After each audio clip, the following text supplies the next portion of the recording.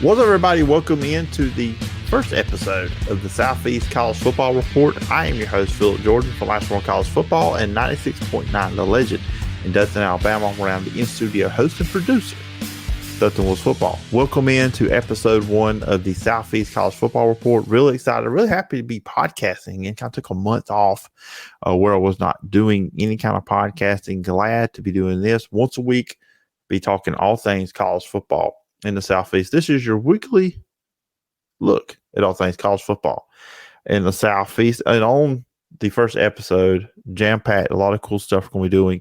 Be looking at a few teams that started spring practice last week: Florida, Missouri, and Vanderbilt. Be looking at them. That'll just be me giving my thoughts on some questions, just some overall takes and discussions, and just all kind of good stuff on those teams. Then have two great guests here on the first episode.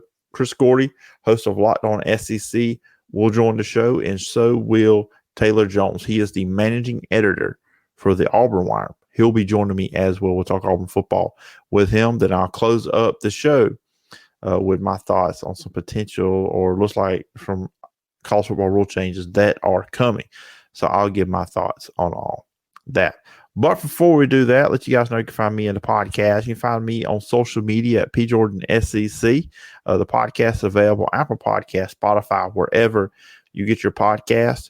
If you're on Apple Podcasts, please follow, rate, and review. Leave a review. I will read it on a future edition of the show. You can also check out the show over on my YouTube channel, Phillip Jordan Media. Hit the subscribe button, hit the bell for all notifications, and please leave a comment on a video, and I'll also read that on a future edition as well. And you can also hit me up via email at sports.phillipjordan@gmail.com. All right, now let's jump into some of the teams that have started spring practice. This was last week. Recording this show Monday. We'll get into some other teams next week. And this is more than an SEC show. We'll talk about the ACC teams in the Southeast footprint, I guess you would say, but none of them really have gotten going much with spring practice. We'll talk about some of them on next week's show. That's the plan. There will be some ACC talk on next week's podcast. But we're going to start off with Florida Gators. We're going to talk about Florida, Missouri, and Vanderbilt here before we jump into the guest interviews. For the Florida Gators, 6-7 last year 1 under Billy Napier. And the Florida fans, obviously, after 6 wins, you want to see improvement. You want to see the team get better. This team is not obviously going to make that leap from 6-7 to SEC East contenders. They have a long ways to go. This team has a lot of improvement, a lot of holes that need to be fixed, a lot of questions that need to be answered before they can even think about making a big leap right at. Obviously, it's going to be quarterback. Anthony Richardson off to the NFL.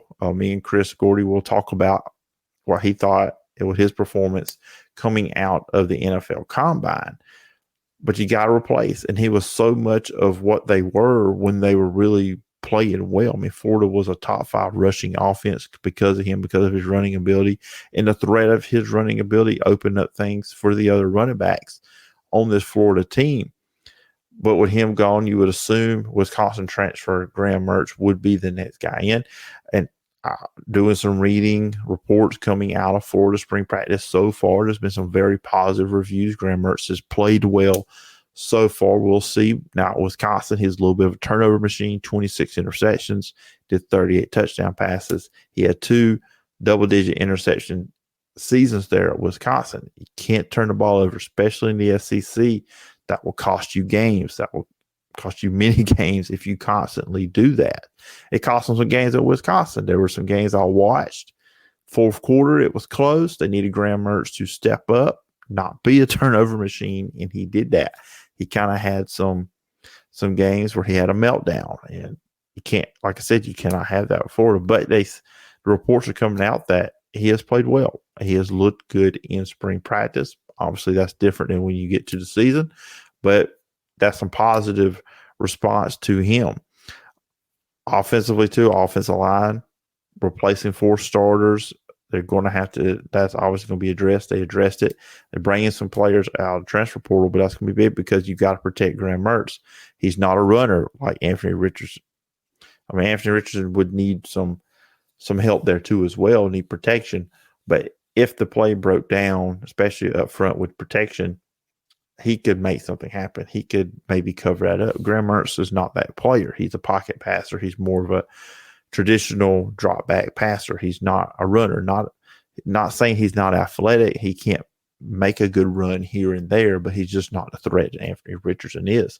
But really, when you look at it with Florida last season, the offense was not really the issue. I mean, yes, they were inconsistent, and Anthony Richardson was a big part of that. But defensively, they were horrible. They were one of the worst teams defensively in the SEC. They were 12th in total yards allowed at 415.8. And they also were not good at scoring defense either, giving up 28.8 points per game. And that's got to change. Florida has got to get back to playing really, really top-level defense. And that's something they didn't do in year one under Bill Napier. And that fell apart the last couple of years under Dan Mullen as well. Because you even remember in 2020 with Kyle Trask at quarterback, that team was really good, one of the best offenses in the country that year. But defensively, they were very, very bad. That's why they weren't able to be that national championship level team. They couldn't get a stop against Alabama, which I know nobody did that year. But still, the defense has been an issue for Florida. And there was a time where Florida's defense was one of the better defensive teams in college football. They've got to get back to that. They bring in new defensive coordinator, Austin Armstrong. He spent the last 2 seasons at Southern Miss, 1 year in Sun Belt, 1 year Conference USA. Of course, he was hired on Alabama to be linebackers coach, but then they swoop him up and he leaves there when Patrick Toney left to go to the Arizona Cardinals. And now when you look at Armstrong, he did coach under Billy Napier at Louisiana, so they're familiar. Very similar scheme to what you saw with them last year with the 3-3-5. They have to replace multiple starters too. So not only are you looking at a defense that wasn't good, there's some inexperience there as well. They have young talent. It's Florida. There's talent there. It's just taking that talent, molding it, developing it, and being a good defense. Florida needs to be better defensively. I'm not saying they need to be the best 1, 2, or 3 defense in the SEC, but they need to be in the middle of the pack somewhere, because I do not think the offense will be able to be as explosive at times as they were with Anthony Richardson, with Graham Mertz, just because he's a different quarterback. It's just going to be different. Florida's probably going to lean even more on the run game, I think. So it's going to be interesting going into spring. Graham Mertz, how does he progress? How does he look working the receivers, getting that cohesiveness together with the offensive line, building that together, getting that group together, getting work together, because you're going to need it to protect Graham Mertz, get that running game going, so Mertz can hit the receivers, and then just the development of the defense. Can they get better? That's going to be some things for Florida you're going to look at. And I'm looking at the Florida schedule. I don't know if this is a team that can win more than 6 games in 2023. You open at Utah. I don't think they win that game. You got McNeese State, so you put you at 1-1. Then you play Tennessee. Yes, you get them at home early. Tennessee's probably going to be really good next year. Could you be looking at 1-2? Then you play Charlotte. That's a 2-2 start. At Kentucky, they're going to be tough. I think Kentucky's going to bounce back from what they were last season. Liam Cohen back. We'll get in Kentucky probably next week more in depth. Look at Vandy. So very well, Florida could get off to a 3-3 start. That game at Utah was pretty big. You need to pull off the upset against Utah in that first one. And at South Carolina, that's not going to be easy, especially if South Carolina can bring in some of that momentum they had at the end of the 22 season. Georgia, we know what Georgia is, a juggernaut. Arkansas, at LSU, at Missouri, and you close at Florida State. I think it's going to be tough. I mean, Florida's probably, you're looking at a 5 or 6 win team, I think. And then if that happens, what's the patient level going to be for the Florida fans? And then the athletic director, to people in charge at Florida, how patient will they be? I would think they would give a year 3 to Billy Napier, but the way college football is running right now, you just don't know. Looking at Missouri, this is another team that went 6-7 last year, 3-5 in the SEC. Year 4 under Eli Drakewitz, they have yet to have a winning season under him. 5-5 in his first year, which is 2020, 6-7 2021, and 6-7 2022. I think what's going to be interesting here, quarterback battle. Now, Brady Cook, who was the starter all last year, he is coming back. Threw for 2,739 yards last year, 65% completion percentage, 14 touchdowns, 7 interceptions. He was the second leading rusher on the team. In a lot of games, he was the leading rusher at 585 yards and 6 touchdowns. Now, they do bring in Miami transfer Jake Garcia, 4-star for the 2021 class, and that's going to be the big competition there going through the spring. How's he look? And then also going into the fall, and then they do bring a new offensive coordinator, Kirby Moore, who comes over from Fresno State. Fresno State out of the Mountain West Conference. Big numbers there. Average 402.6 yards per game and 30.6 points per game. So new offense. So it's not like it's okay, Brady Cook's here. It's the same offense. He has a handle on things. He knows what to expect. He knows the system. I mean, obviously, a similar still Drinkwitz as the head coach, and he's an offensive guy, but you do bring the offensive coordinator, so it doesn't give you as much of a leg up going in. And with Jake Garcia, obviously a talented quarterback, and he comes in, he's going to push each other, and that is a good thing.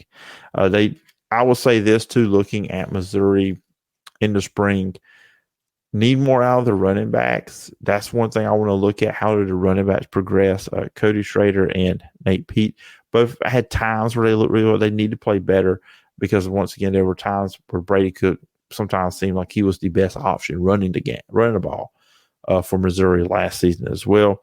They need to get Luther Burden more involved and find out who's going to be your next receivers there too as well. With Dominic Lovett leaving and transferring to Georgia, that leaves a big hole there. So what Missouri does there, Luther Burden made some plays for them. Obviously, was a freshman last year, but they need to get more playmakers around the quarterbacks to keep that going and to progress, because offense was an issue. Obviously, you bring in a new offense coordinator. The offense was an issue for Missouri. Defense was not. Last season. They were fourth in the SEC with yards allowed, second in sacks. The rush defense was also fourth in the conference, and they've got some pretty key players coming back, particularly a linebacker. Tyron Hopper returns. He had 74 tackles, 3 sacks, and an interception. And you had Chad Bailey, who had 57 tackles and 2.5 sacks last season. A big question, too, as well, replacing Martez Manuel, who played the star position really well for them in that defense, and defensive end as a question mark too as well. Like I said, they were second sacks in the SEC at 36, but they lose Isaiah McGuire heading to the NFL draft. Another loss they had on the defensive front. Trajan Jeffcoat, he transferred to Arkansas. Question there. Who's going to be the players that steps up and replaces those guys at defensive end on that defensive front?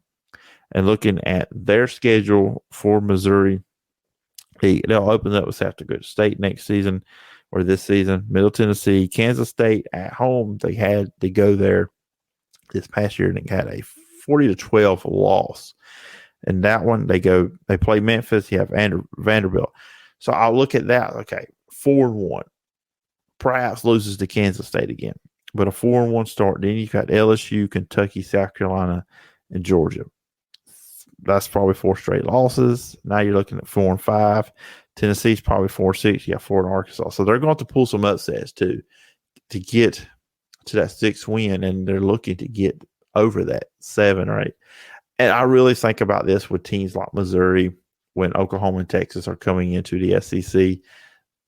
I worry that they're going to be stuck at being mid-tier SEC teams, even worse than they are now. Like, you remember Missouri when they first came in the SEC? First year wasn't good, but they went 5-7. Then 2 straight SEC East championships. Of course, that's when SEC East was down. Kirby Smart wasn't at Georgia yet. Florida wasn't playing great. It was a good time for Missouri to take advantage. But a lot of them, teams like them, Mississippi State, maybe Ole Miss, maybe they're in there. Maybe Lane Kiffin can kind of keep that going a certain direction. There's certain teams, South Carolina and the SEC, while maybe there were years they could rise up, would that make it even harder for them to do that? Would be stuck in the middle of the pack. But for Missouri, like I said, big questions, big things here. Obviously, the quarterback, what's that going to look like? Brady Cook and Garcia there. Who is the next guy with Luther Burden? Who's the playmakers? Running backs, can they improve? What's that going to look like? And defensively, defensive end, a lot of questions there to be answered for Missouri. And Vanderbilt, quickly, won't spend a lot of time on Vanderbilt because I'll be honest with you, looking in research, there's not a lot of Vanderbilt's harder to find information on what's going on than it is some of the other teams in the SEC. I'll just say that. The Vanderbilt 5-7 in year 2 under Clark Lee. That was a successful season, though. Started 3-1, then you had 2 wins over Kentucky and Florida before you lost to Tennessee at the very end. So 5-7. I believe there's some momentum for Vanderbilt going into the offseason. 52 upperclassmen during the spring. Quarterback A.J. Swan returns 58% last season, 1,274 yards, 10 touchdowns, 2 interceptions. He kind of got pulled in and out of the lineup, but he did show some good things. I just think Vanderbilt's got some. Can they use the spring? I guess is my big question for me. Them looking at them, can they use the spring as a springboard into 2023? They'll open Hawaii in week 0. Can they potentially get a 6 win? You got 5. Let's see if you can get to 6. All right, so that's my look at those 3 teams when it comes to the spring practice. We'll get into more teams next week, and then also some ACC teams like Florida State and Clemson. I plan on talking about them on next week's show. But anyways, I'm going to begin both my interviews. So first, I talked with Chris Gordy, the host of Locked On SEC. We talk about the combine with some of the SEC quarterbacks, Bryce Young and Anthony Richardson. They're really the crutch of the conversation. We don't really get into Stetson Bennett much. There's a little bit of talk of Will Levis in there. Then we will talk about just Chris gives his big spring storylines. He runs to a lot of different teams. And I'll ask him the question, how will the marriage or the partnership of Bobby Petrino and Jimbo Fisher work out at A&M? And then I'll be joined by Taylor Jones. He is the managing editor for the Auburn Wire. We will talk Auburn spring, just how Hugh Freeze is done. We'll look at quarterbacks, offense, defense, just some interesting things there. And then after that, I'll give my thoughts on some potential rule changes coming for college football in 2023. Everybody joining me. First guest on the Southeast College Football Report is Chris Gordy. You can listen to him daily over on Locked On SEC, and he's also over at Sports Talk 790 in Houston. And Chris, a big fan of Locked On SEC, and I appreciate you taking the time and coming on the show. Yeah, definitely, man. It's funny. This always feels like the slower time of year, because we just came out of football, but you got the NFL Combine getting ready for the draft. You got SEC baseball, softball. The basketball just came to an end. We're about to head into the tournament. So it's just funny. People always like, oh, it's the dead time of year. This is a slow time of year. It's like, man, this is the busiest time of year. Yeah, it's wild with transfer portal, all the NIL stuff. You talked about the combine, spring practices now. I mean, there's a handful of teams. The SEC started last week, more starting this week. There used to be a time where there was a quote unquote all season in college football. There's not one now. I mean, there's constantly something going on. Maybe in June after the spring meetings it slows down, but maybe outside of that you don't really have that now. Yeah, it's year round, and obviously, the portal's closed right now, but post spring ball, the portal will open up again, and I expect a lot more movement once again. Guys who lose starting jobs in the spring, or it's evident that they're not going to win jobs. I think we're going to see a lot more, guys enter the portal, and we'll see a lot more movement around the SEC. Yeah, it's going to be interesting. Free agency in college football. Hey, the pro sports, they get it once. College football, we get it twice an all season with the portal and NFL draft combine. I always talked about it. Awesome updates throughout the weekend over on your Twitter account, and just keeping everybody updated and what's going on and who's doing what with the combine, and I liked what you called it, underwear Olympics. How much do you take away from what players do at the combine? I think it's important. It's part of the evaluation, but I to me, I can't believe the number of people that just ignore or are coming out of the weekend of the combine and just ignoring film. I mean, Anthony Richardson, for anybody who watched the SEC and watched Florida football these last couple of years, you came away with a mixed opinion on Anthony Richardson. The fact that, man, sometimes he shows freak athleticism, tremendous plays, and other times you're like, dude, that was a simple crossing route on a 3rd and 4, and you threw it at the guy's ankles, and now you're punting. There was a lot of that in Florida, and it was frustrating. I got a friend who's a diehard Florida fan, and he said he was one of the most frustrating quarterbacks. So at least with Emory Jones, he could use his arms, he could use his legs, but Emory Jones was at least a little bit more of a consistent passer there. That's why Dan Mullen stuck with Emory over Anthony Richardson 2 years ago. And, Richardson finally got his chance this past year in the Billy Napier offense. But, man, you see shades of brilliance in the second half of that Utah game, and then you see just bad quarterback play, like the second half of the Kentucky game. The Florida State game, his last college game, was just a weird game because he had 9 completions in that game. But the 9 completions were fantastic. Deep balls, hitting guys on the money, and then he had 18 incompletions. So it's just Anthony Richardson was one of the most frustrating guys. And so we come out of this weekend at the Combine where he just wows everybody, a 4.4 40 and ridiculous vertical jump and broad jump and all this kind of stuff. And now people are going, man, I got Anthony Richardson as my number 1 quarterback. And I'm going, wait a minute. Sure, the upside looks tremendous, but are we going to ignore the 53% completion percentage last year? The film has to matter. And that's what I tweeted out. Kevin O'Connell, the Vikings head coach, was doing an interview on the NFL Network. And his quote was, I believe wholeheartedly in the tape being the driving force of an evaluation. We cannot ignore what Anthony Richardson put on film last year. And by the same token, we can't ignore what Bryce Young put on film the past 2 years at Alabama, where he was one of the most productive quarterbacks in college football, obviously the Heisman winner 2 seasons ago. I thought this year he was still uber productive with, a worse offensive line that, probably the worst offensive line that Saban's had, at least in the past 5 years at Alabama, and that's saying something.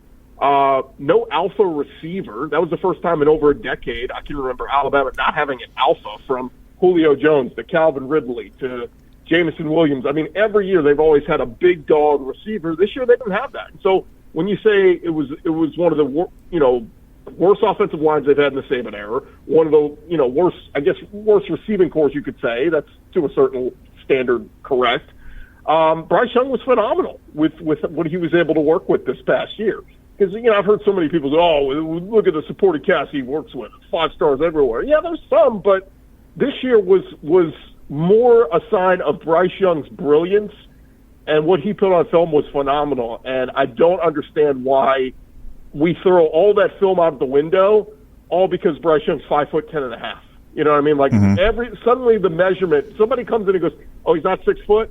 Yeah, I'm dropping him. And it's like, well, okay, moron, how about you go watch the film at Alabama and then come back to me? I thought Mike Griffith, who covers Georgia, made a great point when we interviewed him last week. He said, look, people keep saying, it's going to be different in the NFL. It's going to be different in the NFL. He goes, dude, the defensive front he faced against Georgia last year is bigger than that of some of NFL offensive linemen. They're not more talented, but if your concern is, he's not going to be able to get it over the big, strong defensive linemen in the NFL, okay, he just faced those guys at Georgia this past year. And again, people can argue, well, it's college versus the NFL. Yeah, but Trevon Walker, Jordan Davis, Jalen Carter, hey, guess what? All those guys first-round picks. Mm-hmm. And either played in the NFL this past year, or a guy like Jalen Carter who's going to play in the NFL this coming year, going to be a first-round pick. So it's just frustrating to me. I have Bryce Young as the best quarterback in this draft. Is he a little undersized? Yes.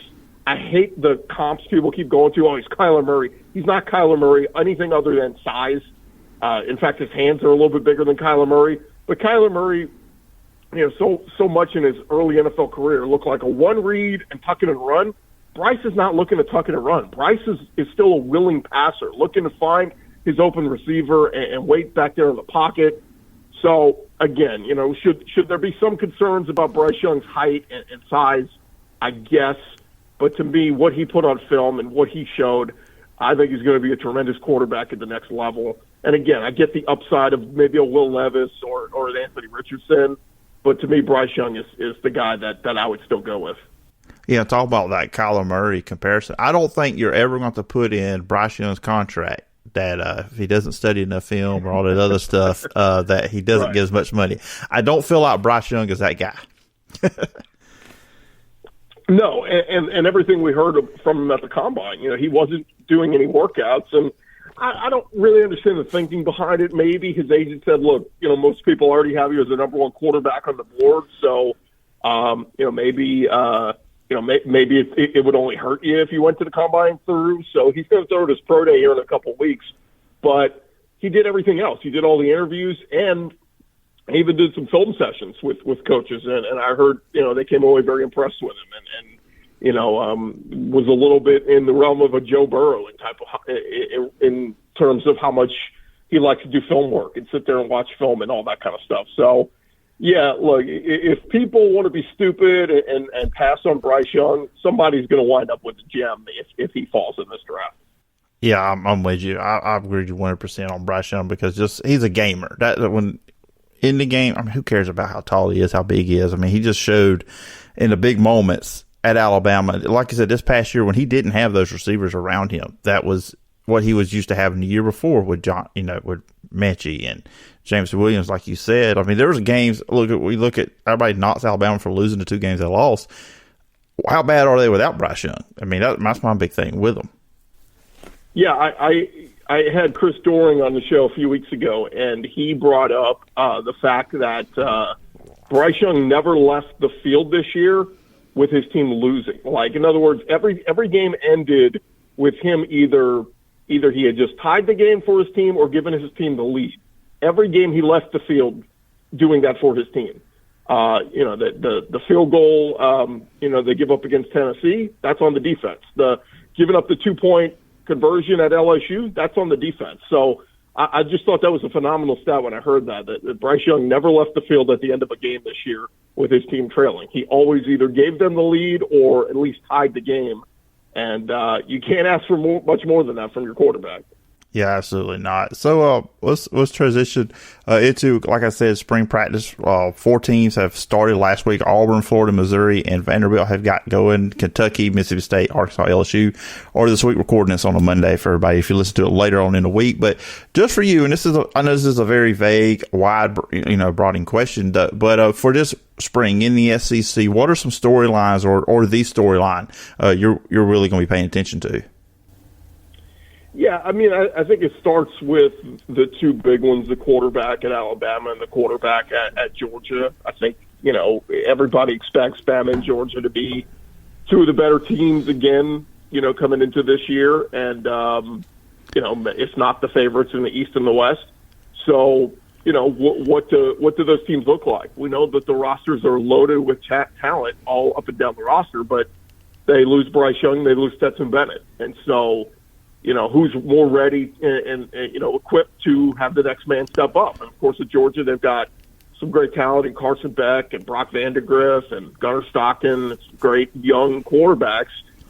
Everything I've heard is that Carson Beck is probably going to be that guy that it's his turn and he's ready to shine. And from a talent standpoint, more gifted than a Stetson Bennett, has a bigger arm and has all the traits you want in an athlete. So, could Georgia get even better if Beck can hit the ground running? And at Alabama, it's going to be a really interesting one because Jalen Milroe was the guy who backed up Bryce Young last year and got in some action. But Ty Simpson, I've been told that he suits more what they want to do there, with the new OC coming in from Notre Dame and Tommy Rees. So I think that's going to be a fascinating one to watch because if you look around the rest of the SEC, everybody else kind of knows who their quarterback is for the most part. Kentucky brings in Devin Leary, the transfer from NC State. Of course, Tennessee with Joe Milton, who took over after Hendon Hooker got hurt. He looked phenomenal. Florida is, they bring in the transfer from Wisconsin, Graham Mertz. We'll see what he looks like. But, again, they kind of know who their guy is. South Carolina brings back Spencer Rattler. In the West, LSU brings back Jaden Daniels. Will Rogers is back at Mississippi State.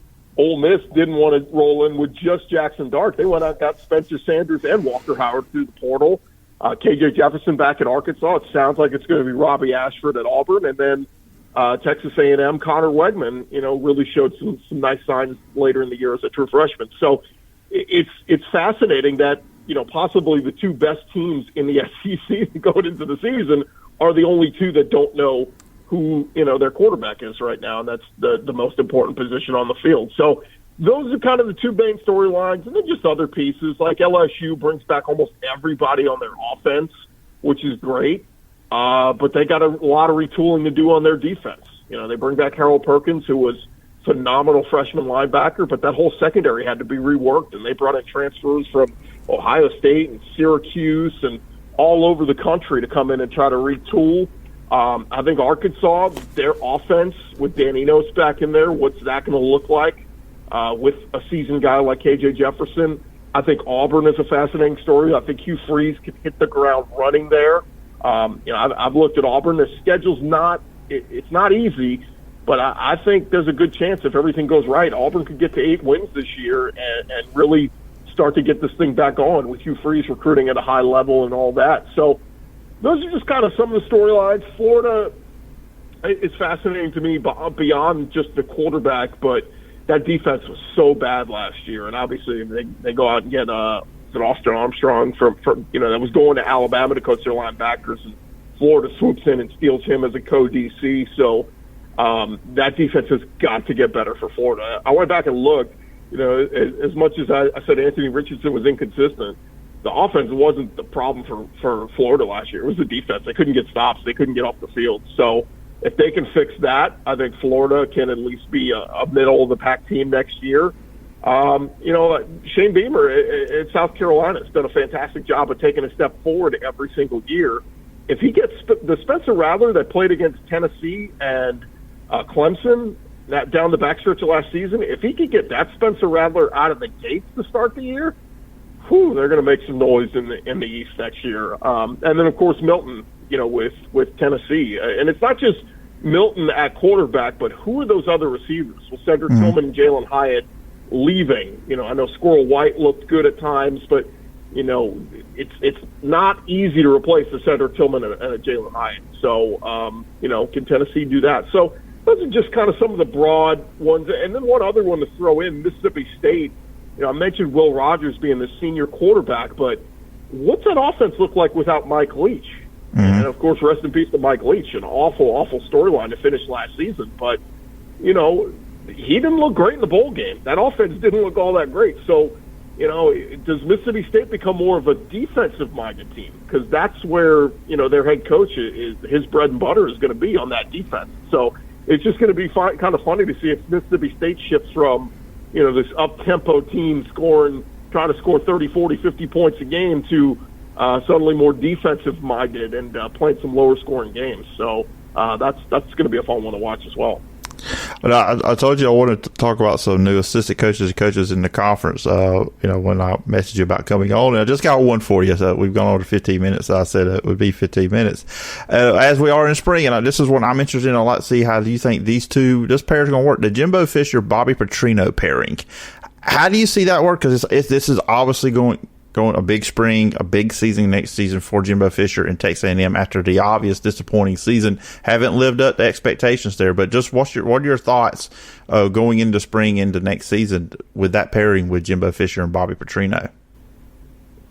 Yeah, it's interesting. I saw some people, as soon as the hire was made, said, "Oh, man, this could be an absolute train wreck," and it could be. And if it is, it's going to be must-see TV because Jimbo is a type A personality, and Bobby Petrino is a type A personality, and they could butt heads.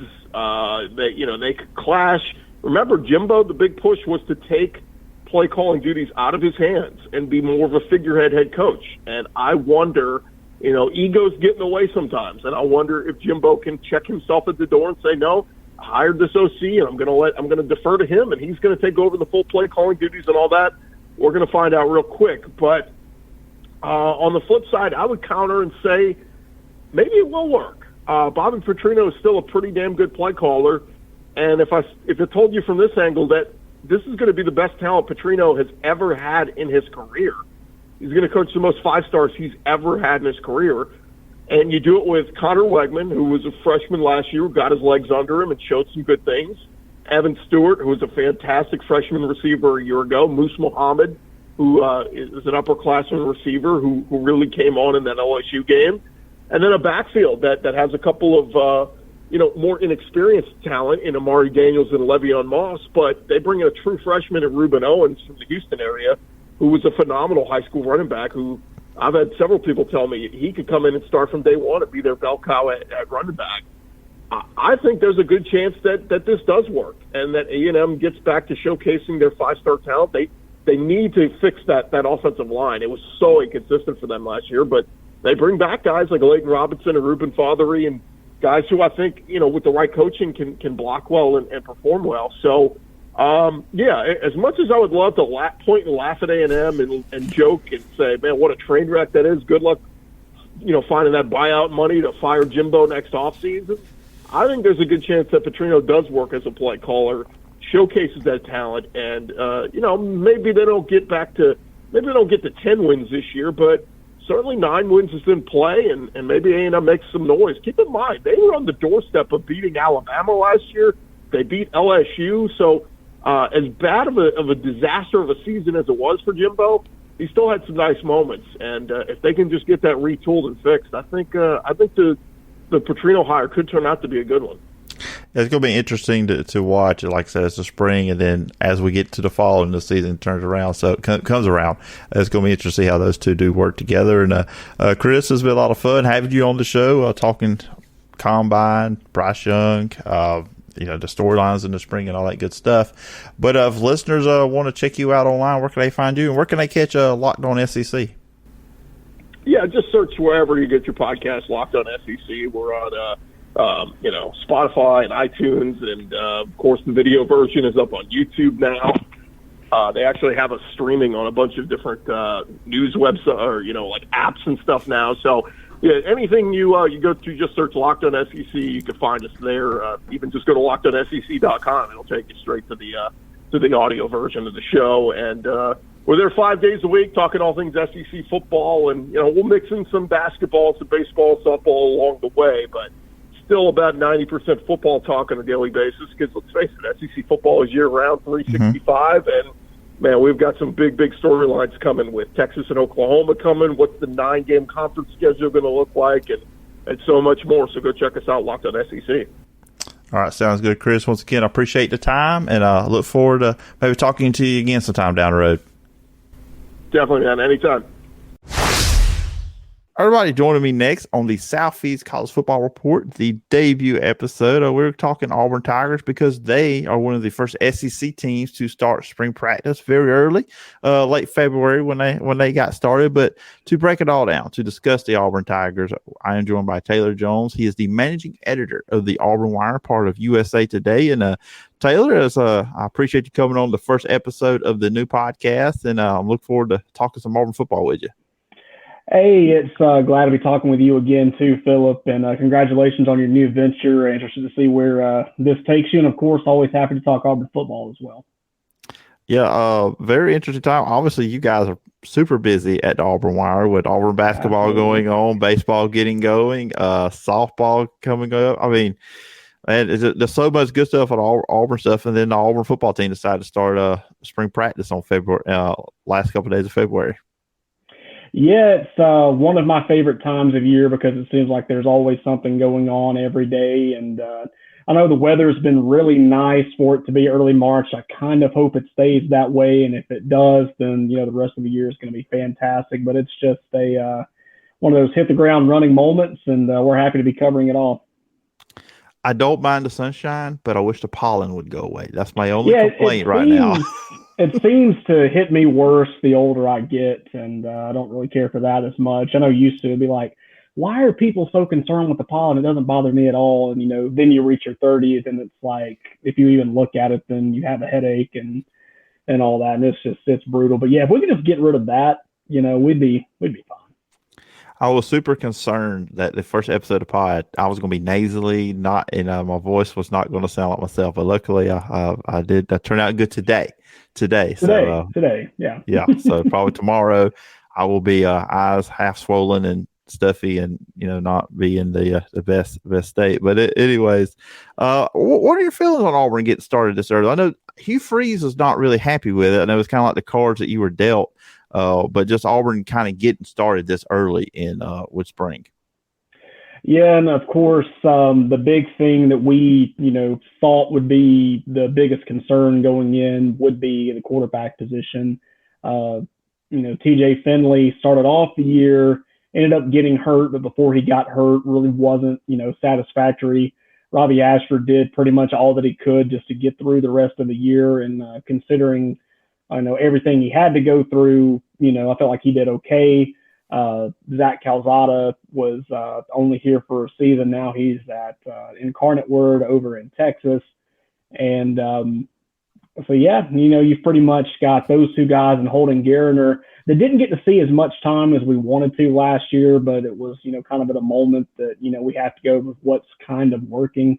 And that's what Auburn did. But he even said beforehand, he said during the February signing period, the day that Auburn officially signed Jeremiah Cobb, that, he tried to evaluate the quarterback position just watching on film. Didn't really like what he saw, but he did kind of give them credit. He gave the quarterbacks credit while also, talking about the offensive line as well, and not a positive way by saying that, the quarterbacks were pressured a lot. And that was, it's really hard to evaluate based on that. So, of course, that's one issue. And then leading into another issue on Auburn's offense this season. The first day, really wasn't pleased. He said that there were some good throws, but the mechanics really weren't there. And, of course, he hasn't really seen them in live action yet either.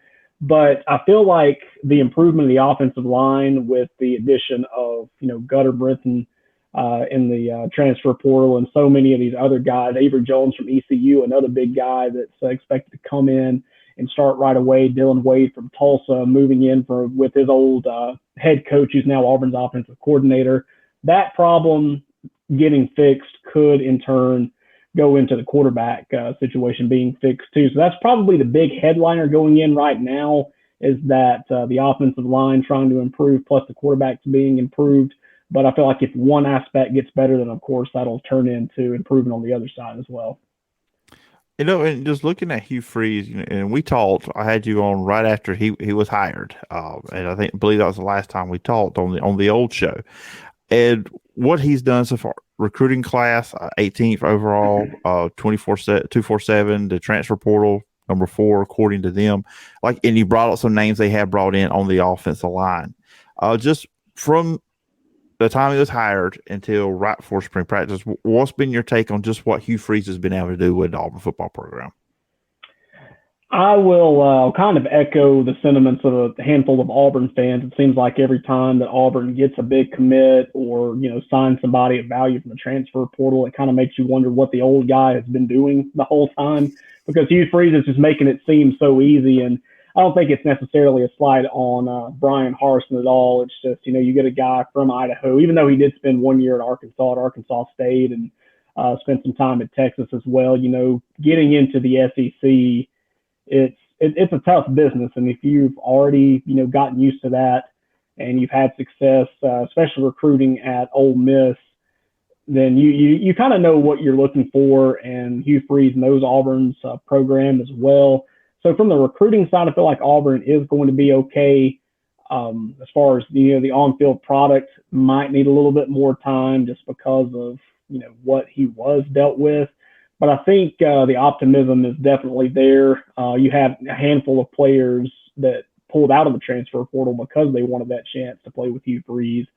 And Robbie Ashford, one of the first things he said was, hey, I'm good friends with Malik Willis. Let me, call him and see what he thinks. And he got a great report from Malik on him. So he's excited about being developed as a quarterback under him as well. So just that sense of optimism that Auburn has needed since probably, I think, the 2017 season, the last time Auburn went to the SEC championship game, is there. And so if the on-field product can improve even by a couple of wins, if you go from 5 wins to 7 wins, 5 wins to 8 wins, it'll just be like a completely different culture has hit Auburn, Alabama, and that's something they've desperately needed over the last 5 years. I'll tell you what Hugh Freeze is not doing that the old guy was doing. What we're doing, recording a podcast. That's one thing I don't think Hugh Freeze. We're not going to get huddled with Hugh. I think worried about that. Sorry. You never know. You never know. He may be open to that if some NIL opportunities and recruiting chances will help that out. Maybe he'll get in there. But yeah, that is one of the interesting things that Brian Harsin did that we no longer get to see anymore. So we'll just have to see what Hugh Freeze has up his sleeve as far as media goes.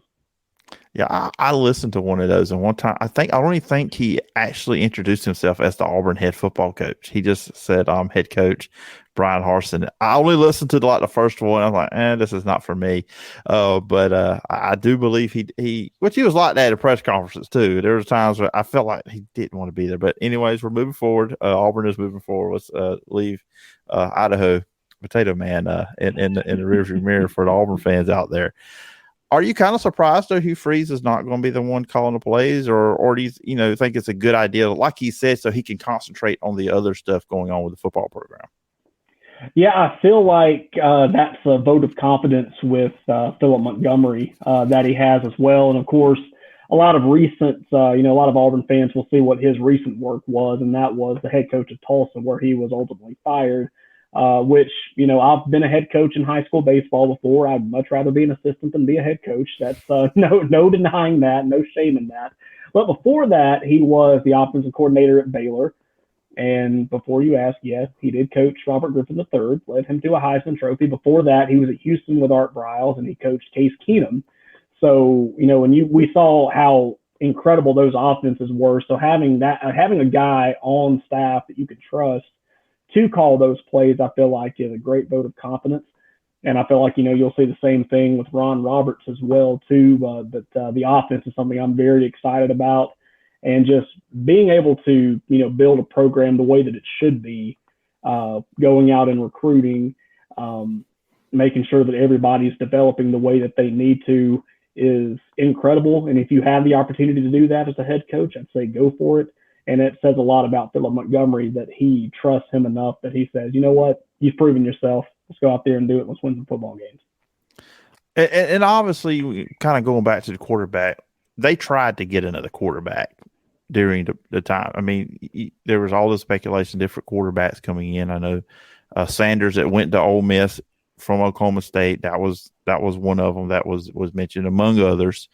Grayson McCall from Coastal Carolina was one you saw stuff online about too as well. But with this offense overall, outside of quarterback, what are you looking for to see the most improvement here during the spring? I mean, because you mentioned offensive line, receivers is obviously a question mark. I think I know I saw Hugh Freeze wants an alpha at that position and a running back. But for you, outside of quarterback, what are you looking at the most when it comes to the offense?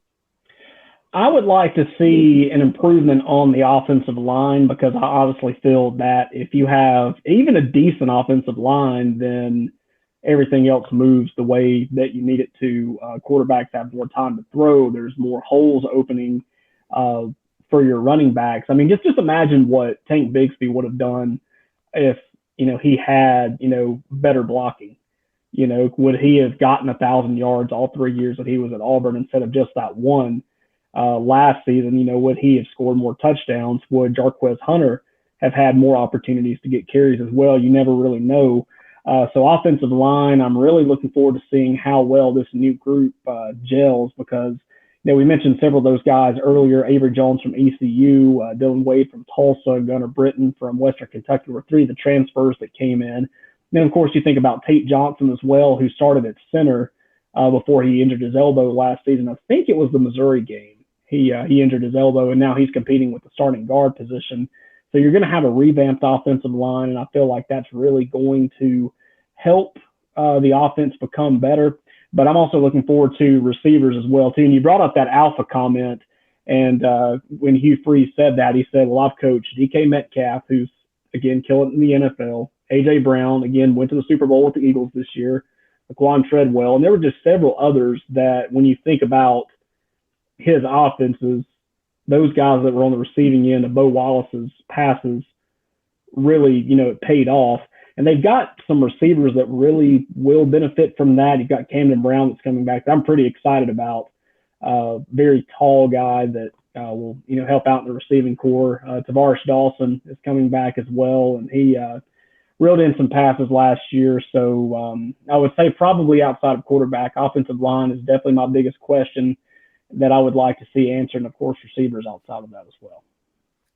Let's flip over on the defensive side of the ball because Auburn also went out in the transfer portal and improved in some spot. Linebacker was a struggle for them last year. Owen Papo did not play at times up to his potential. It was weird how when Brian Harsin did leave, and I said we're going to mention him again, but we'll hear when Brian Harsin was fired, but it was still the same defensive coordinator. It almost weirdly, Owen Papo played better. I don't know what was the correlation, but it seemed like he did start playing a little bit better toward the end of the year. But obviously, the linebacker position was a struggle. They have most of their secondary coming back. But up front and at linebacker, they did address some needs. But kind of the same question for offense. Defensively, through the spring, what position, what group are you kind of looking to see where they develop? Yeah, you talk about Owen Papo. He definitely kept that momentum into the NFL Combine last week, didn't he? Coming out being one of the fastest linebackers and definitely performing well and boosting his draft stock as well. But what I'm looking at is the pass rush.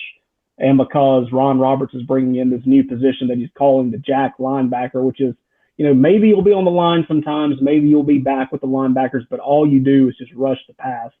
And Elijah McAllister, transfer from Vanderbilt, is getting some looks at that position. Also, Keldrick Falk from Highland Home High School. Sorry, I get him and Kay and Lee mixed up. Their names are similar, but they play two different positions. But Keldrick Falk, definitely one that you need to keep on your radar as well. But the one guy that I think will benefit from that is Dylan Brooks. I'm not just saying that because he and I are Hanley Tigers, but he's taken in a lot under his wing from Derek Hall. Derek Hall really did a good job of mentoring him last year. He basically said, all right, it's your time now. I've taught you everything that I can, so go do it. But the pass rush, that's definitely going to be something to look at just because it's going to be a new added benefit to the Auburn defense as well. And but yeah, secondary should be great as well. Linebackers should be improved, but that pass rush is definitely going to be something to watch out for. And I definitely see that improving. Yeah, because those are big shoes, to fill with Derek Hall and not just him, also Kobe Wooden. You had you lost your top two, sack guys from last season. And that's key. But the defensive inside, the middle part of the defense line should be pretty good. You still got Jason Jones, you got Marcus Harris coming back, and then the Kentucky transfer add on with Justin Rogers. So it really beefed up that defensive front. Yeah, it's definitely something that, Auburn needs. Auburn just needs to find a way to, penetrate the line as well, either get stronger, have, bigger size, whatever it needs. But, when you've got, 4 or 5 guys coming at you, it's very hard to stop. So it's something that I hope Auburn can find a way to improve on this spring and, of course, into the summer as well. Yeah, and then, when we get past the spring, obviously the transfer portal opens back up. I know. So they're only a weekend. Look, it's April 8th when they play the spring game. But if you're just looking at it now, where would you think maybe after spring they may want to address some more stuff if they go back into the portal? Obviously, quarterback would be one everybody would just think because they tried, they couldn't get anybody. Obviously, we know after spring there's probably going to be a ton of quarterbacks that are probably going to hit the portal after what happens in the spring. But maybe outside of that, do you think there's any other positions they may look at that period in the portal to add on to this roster? I would say the receiving core for basically the same reason we talk about quarterbacks. And it was, you've got this basically month and a half with take spring break out of it and all that. You got about a month and a half of spring practice before you play that A game. And that's, the time that all the quarterbacks are going to have. If Robbie Ashford emerges as the guy, then he's going to be the guy. If, Holden Garner emerges as the guy, that's going to be it. But the receiving core, Hugh Freeze wants a leader. He wants someone that's tall. He wants someone that's going to go up and get the ball. Nick Mardner was a great addition to Auburn's receiving room from the transfer portal. They got him out of Cincinnati. But if Hugh Freeze doesn't find a leadership that he wants, best believe he's going to go into the receiving core and the transfer portal and try to bring in somebody that can come in immediately, try to go for that first spot, and, of course, take control of that room. I wonder how many Auburn fans forgot TJ Finley was on this roster. There was a lot of will he, won't they going on for a while there, especially towards the last 3 or 4 games of the season.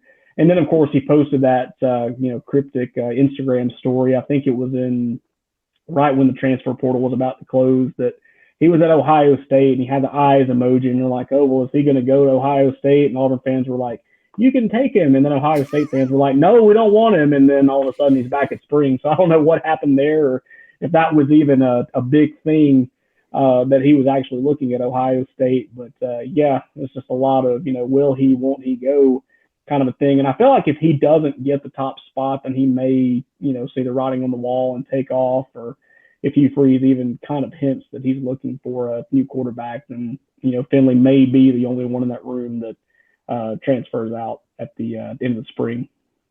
Yeah, it's going to be interesting. With that part of it, it's kind of like, we're almost with, minus a former Texas A&M quarterback. It's kind of like the same group of guys kind of trying to become the quarterback in a way. But it's going to be interesting with that there in the spring. Anything else, Taylor, that's kind of got your attention with the Auburn spring? And I know it's going to be something little, but it's just going to be really weird knowing that there's not going to be a Carlson kicking this year. Definitely looking forward to Evan McPherson. To McPherson kicking for the Tigers, of course, his brother kicking in the NFL. But that's definitely going to be something weird. I feel like there's been a Carlson kicking at Auburn since Damon Duval left in the early 2000s. So let's see how Mr. McPherson does taking over that starting kicker role. Yeah, that'd be good too. You're right. We kind of got the transition at the end of last year with McPherson coming in and kicking some, but you're right. No Carlson kicking there for the Auburn Tigers. So it's gonna be fun. Spring it's kind of starting and then some stopping here before they get to 8A on April 8th. But it's gonna be fun keeping up with Auburn, and everybody can do that over at Auburn Wire. But Taylor, where can people find you, and where can they find all the great work you're doing at Auburn Wire? You can check us out at auburnwire.usatoday.com. We're, of course, talking about basketball as the Tigers get ready to take on Arkansas on Thursday. We did some stuff on the KenPom, where Auburn is at heading into the last week. Tomorrow we'll take a look at the ESPN BPI, where Auburn is.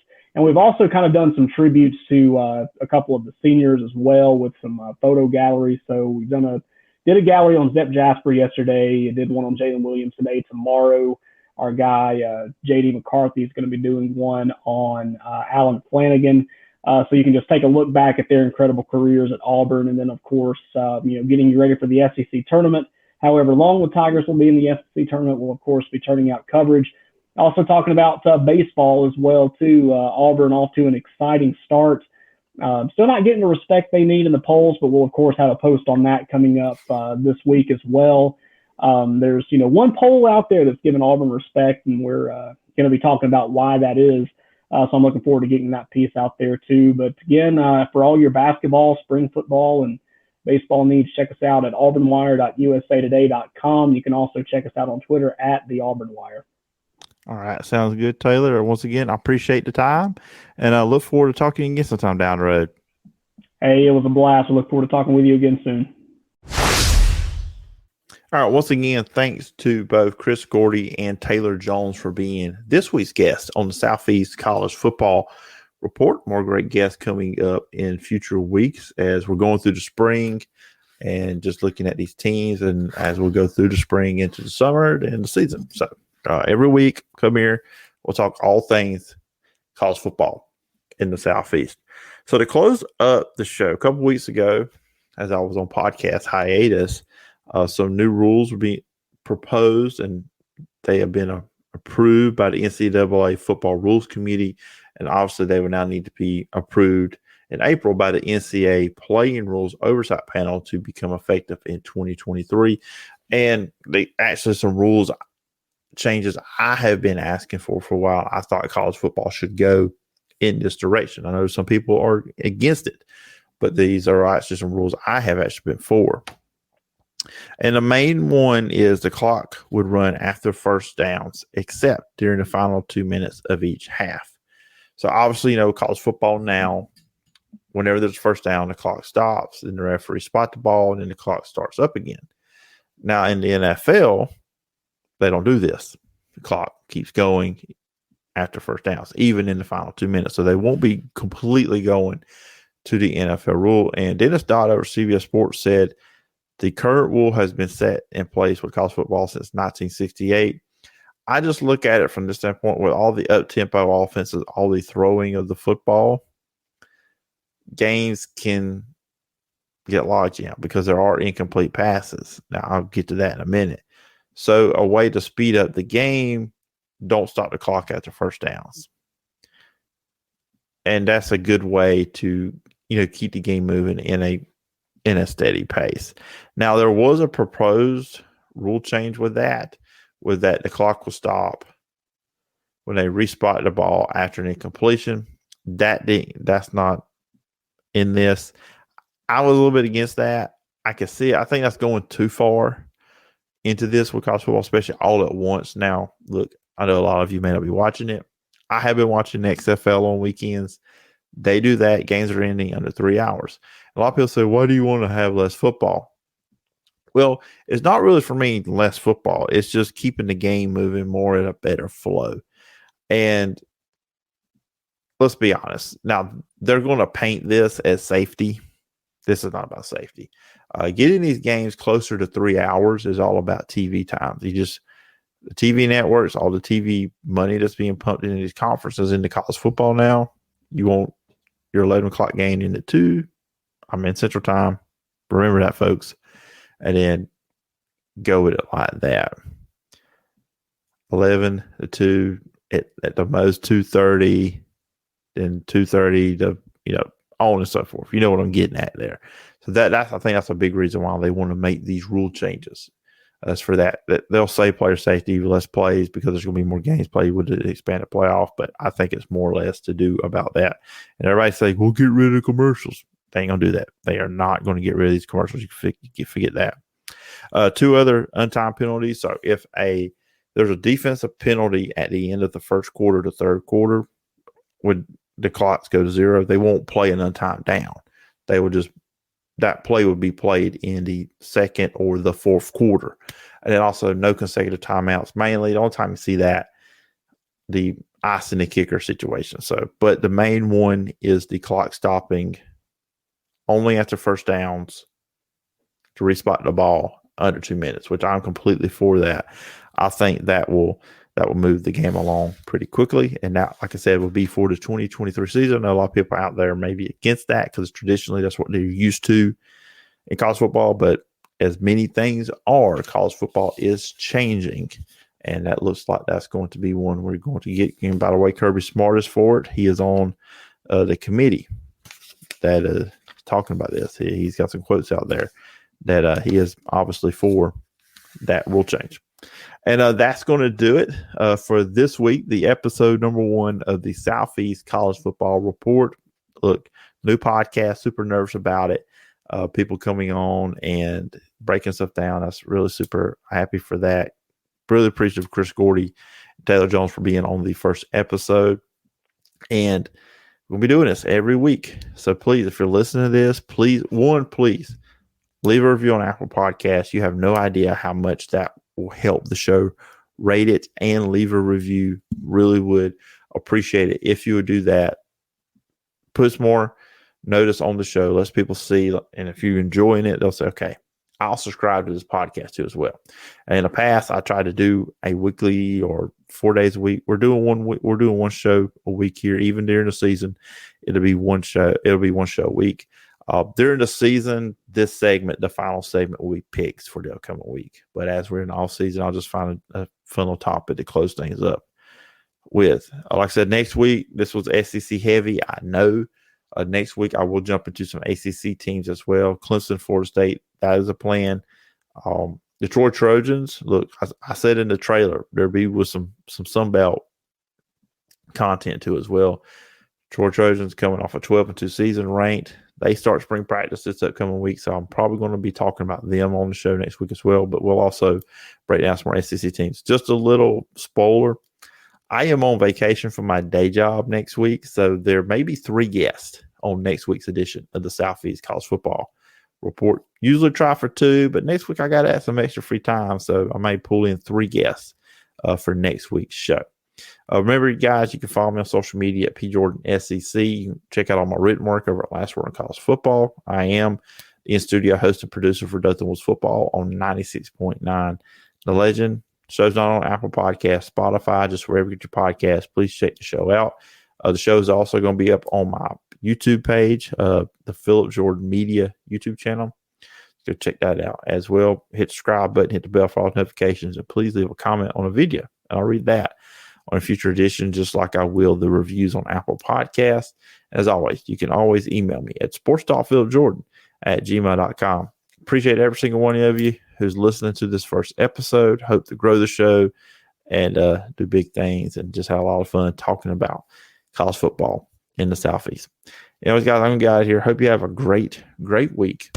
You've been listening to the Southeast College Football Report.